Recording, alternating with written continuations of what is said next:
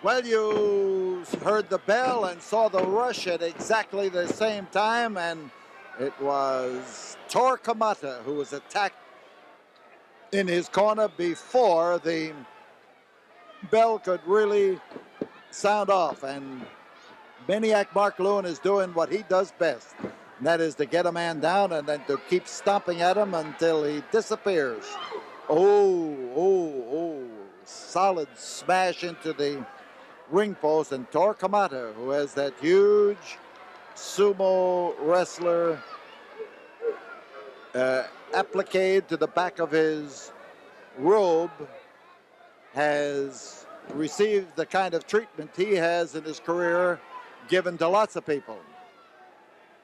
In Texas, he has met a number of people who have been rougher than he was, something that has not happened to him very often. Referee is Bronco Lubitsch. The time limit is 15 minutes or less.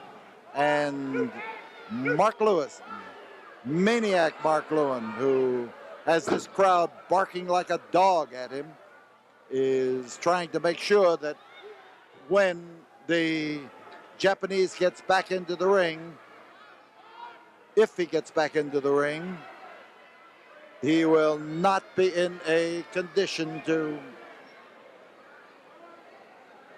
do any damage to the Maniac.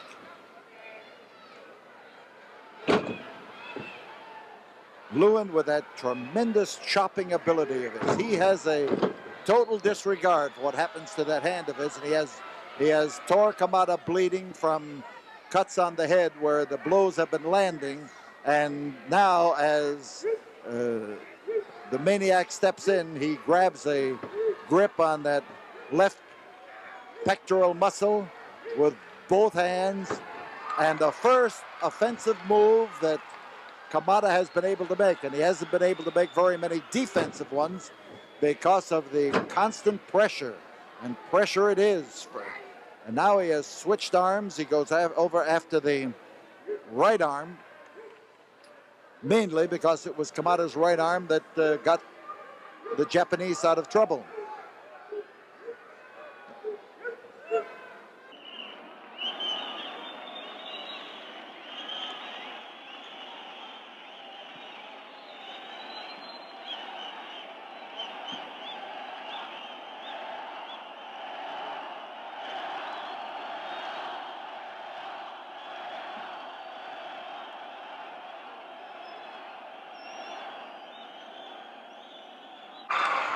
Left-handed blow, and it got right out in the throat, and he took the points of his fingers that time and drove them into the throat of Mark Lewin, drove them in there. And Lewin right now wants a moment to rest. That's why he's keeping away from him. And Kamata comes in there with those well-aimed wallops.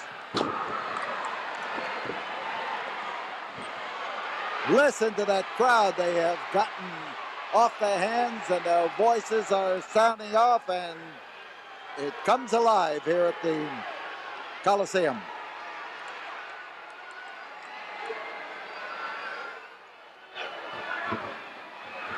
On the outside, Gary Hart, nattily attired, shirt, tie, and certainly not his Sunday manners, that's for sure.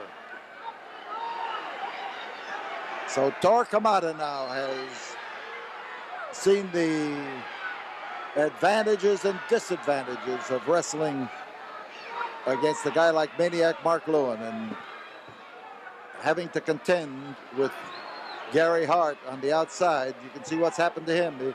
He had that even before he was able to get back into the ring. He was thrown out of there from the initial burst of punishment that Lewin handed him. And again,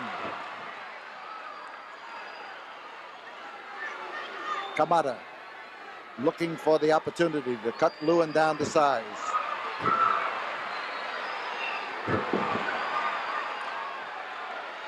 Kamata has trained long in many of the Oriental styles of wrestling, sumo, judo, the American style. karate. And as he concentrates now on the right arm of Maniac Mark Lewin, he's on that trapezius muscle. He's bearing down and pouring both hands into it, one hand supporting the other. Lewin's in trouble. This goes right down into the fingertips. This goes right down past the elbow with excruciating feelings, and Lewin trying to get both arms now to see. Notice how he's supporting that right one. He's caught and he's trying to keep some feeling in it.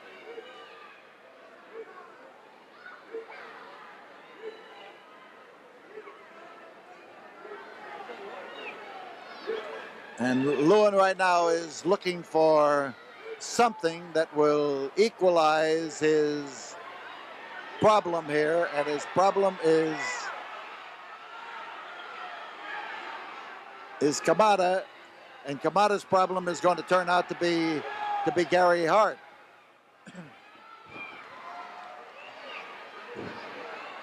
His problem is still Kamata, though, but Hart on the outside is trying to figure out something that will put Maniac Mark Lewin back in the position of being able to retaliate. Oh, he chopped him across the head and face, and there's that rip.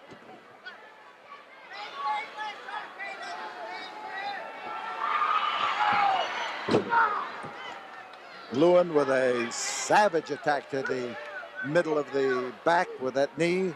He had him set up for it for sure. He recognized the fact.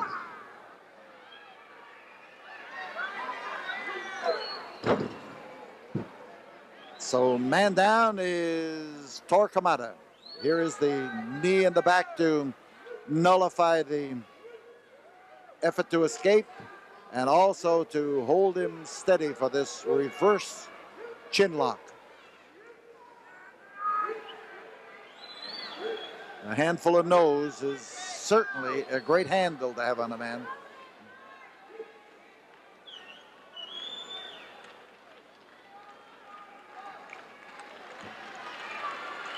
So Kamata having his problem, and Lewin now pressing that elbow down into the hollow at the side of the neck, in behind the collarbone, driving it down in there. There you see it. And Kamata can't move because the body of Maniac Mark Lewin is right in behind him, and the pressure from the arm keeps driving in there.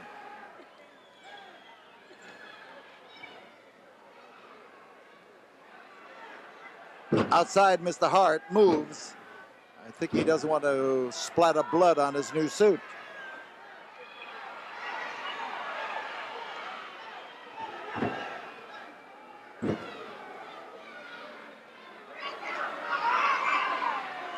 So Lewin tried to get some extra help from Hart that time, and Hart was watched too closely by referee Branko Lubitsch.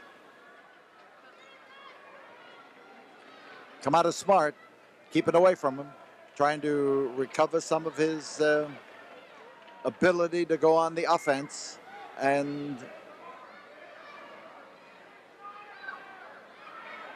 now he's got to stay and face facts. And the fact is that he's still got a lot left in him. There again, looking for the weak spot. Drive at the spine, drive at the kidneys.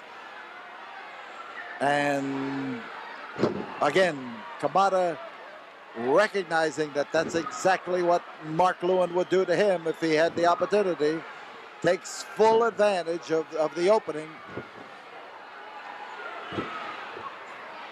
Lewin on the apron, and the Japanese will only get a 5 count, and he'd best beware or he's going to be disqualified here. The fact that Lewin's on the outside doesn't lengthen the count.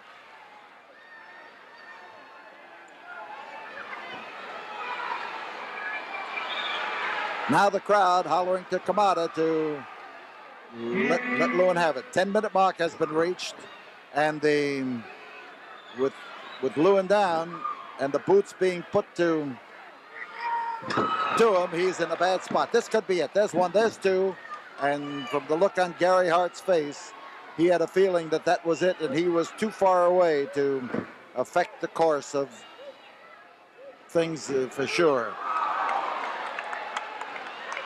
Right into that ring post, and it didn't move a bit. And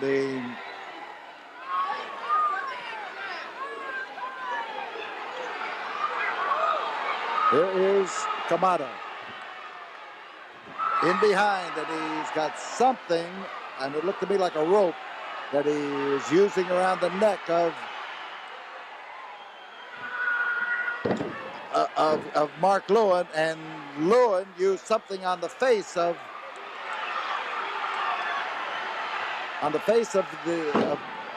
Kamata. Whatever. Well, I see what was used. Tor Kamata came up there with a piece of chain about as long as a dog collar,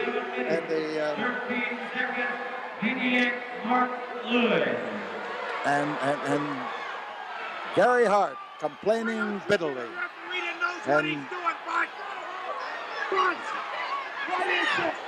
we're going to have Gary Hart's doing his hollering up here at me, but we're going to be back here in a moment. Well, in the Beaumont Civic Center on Thursday, February 7th, the Texas State Heavyweight title will be on the line. What Ox Baker tries to take it away from Maniac Mark Lewin. And Mr. Gary Hart, who manages the Maniac, has a word to say about that. I would like to say one thing to everybody in Beaumont, Texas.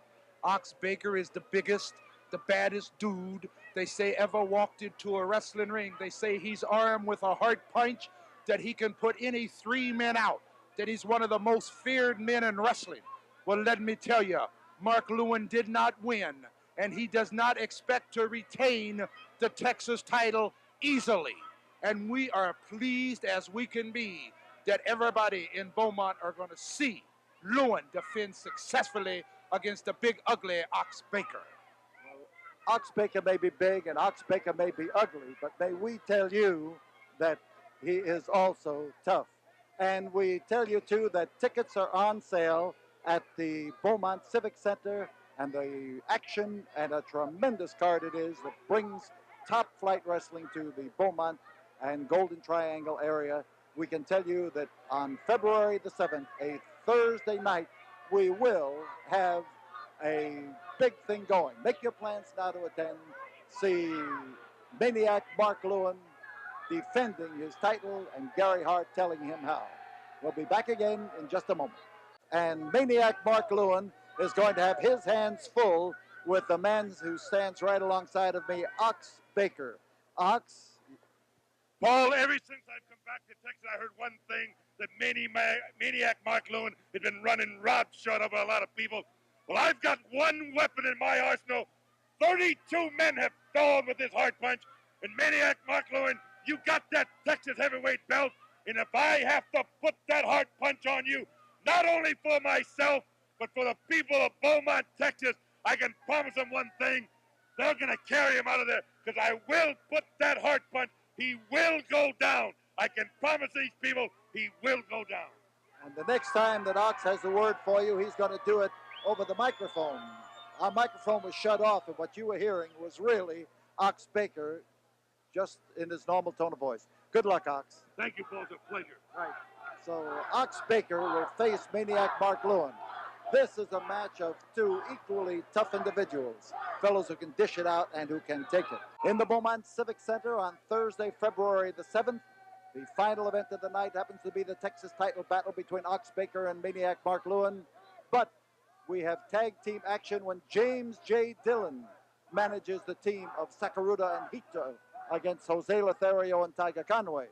I might add, this is my first opportunity to come to Beaumont, Texas, and I've handled some of the greatest wrestling talent in the world, which means it's a real treat that I have chosen, among with other commitments, to choose Beaumont, Texas to bring Mr. Sakurada, who you see to my left, and Mr. Hito, and I think the only ones in the entire Civic Center in Beaumont that are going to be disappointed are going to have to be Jose Lothario and Tiger Conway Jr. because I know before we ever arrive in Beaumont, before I ever put one foot in the city limits, that my men are going into Beaumont as the underdogs. I know that Lothario and Tiger Conway have a great following there, but you see, that doesn't bother me in the least because I don't need their support, the support of the people. My team will be winners.